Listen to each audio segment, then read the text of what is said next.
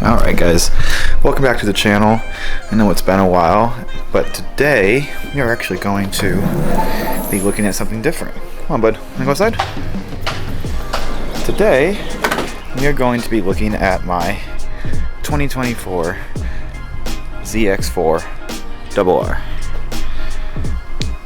So like I said guys, welcome back to the channel. I know it's been a few months, but I've been pretty busy with work, and you know, I've had some changes around the house, some pretty big life changes, and now that it's sunny again in LA and it's not raining anymore, we are definitely going to be getting back into modding the cars and definitely modding this bike.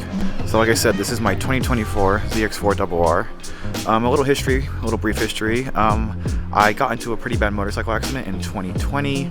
I haven't ridden regularly for about 3 years, but before that I was on I think it was a 2012 Honda CBR 600RR, and I loved that bike. It was a great bike, it was reliable, it was quick, it was fun, but it got totaled. So we are on a new bike, and when I was shopping for new motorcycles, I was definitely looking at another 600cc bike, but I decided to go with this. This is a 390cc inline 4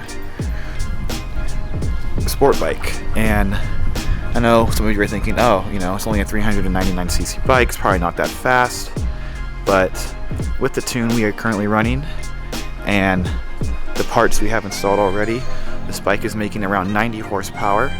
It weighs around 400 pounds, and the thing that I really like about it is, compared to like most 600s, this bike is actually pretty narrow. I'd say it's about as narrow as about the Ninja 400 or maybe the Yamaha R3. It's not a very wide bike, and I'm not a very big guy. I'm about 5'8", and I only weigh about 160 pounds. So a bike like this, for someone my size, is perfect. I can definitely get away with riding a 600. It's not that the bike is too big or there's too much power.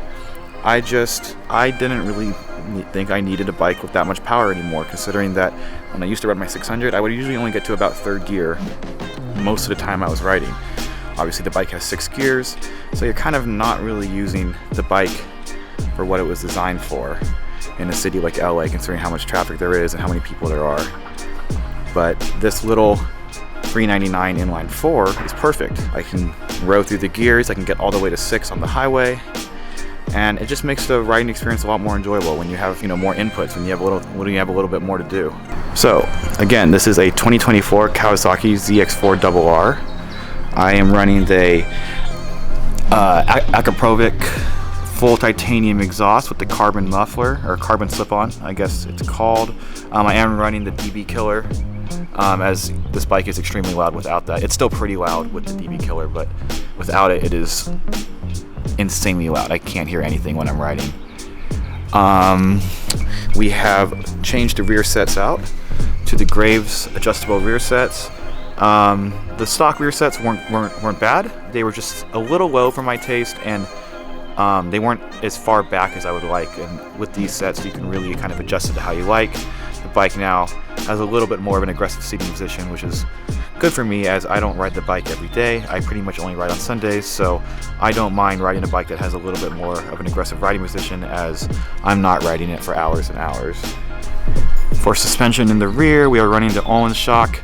I'm not exactly sure what model it is. I'll look that up a little bit later. I might put it in the comments, but the rear shock wasn't bad. It was a Showa shock, but it wasn't as adjustable as this one.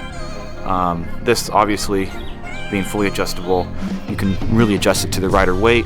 Like I said, I'm about 160 pounds, so this bike now rides beautifully on the street. It really absorbs the bumps and stuff, so I would really recommend anyone who's on a street bike or on a sport bike riding it on the street, and if the bike feels a little rough, it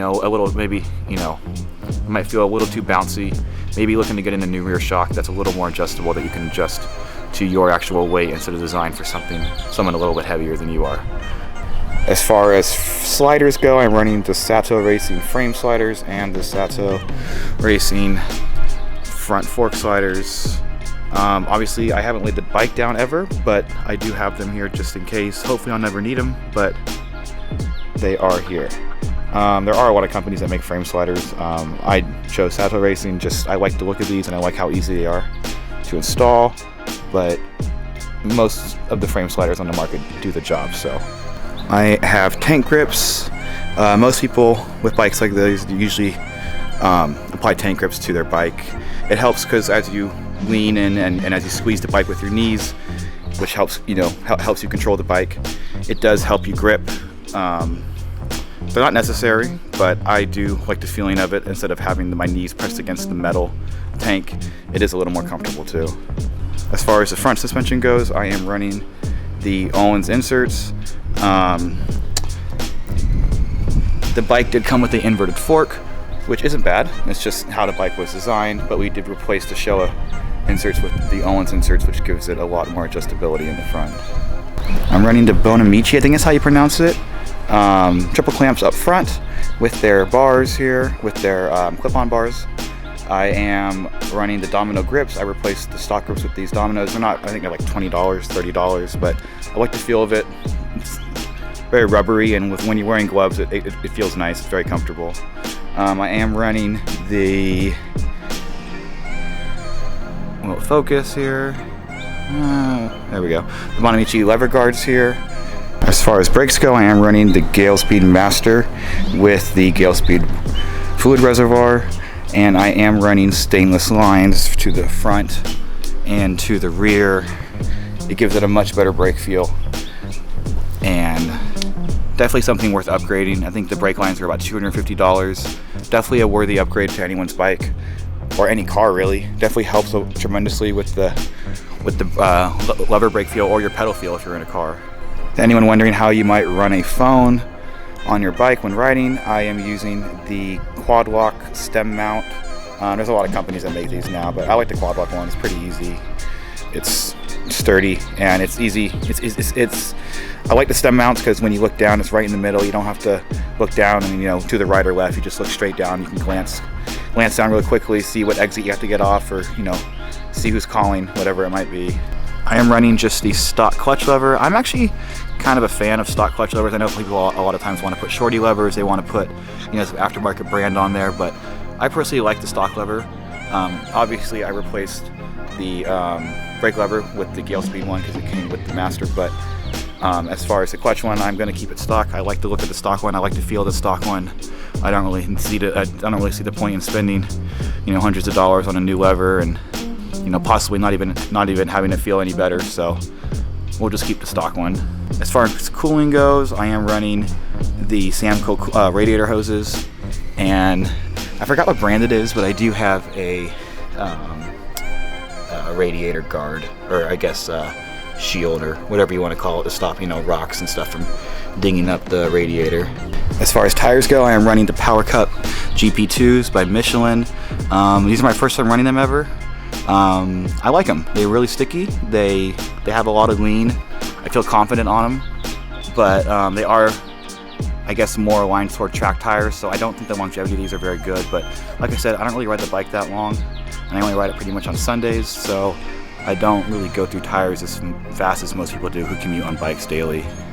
As far as the engine goes, the only thing I've really done is I've changed the intake filter.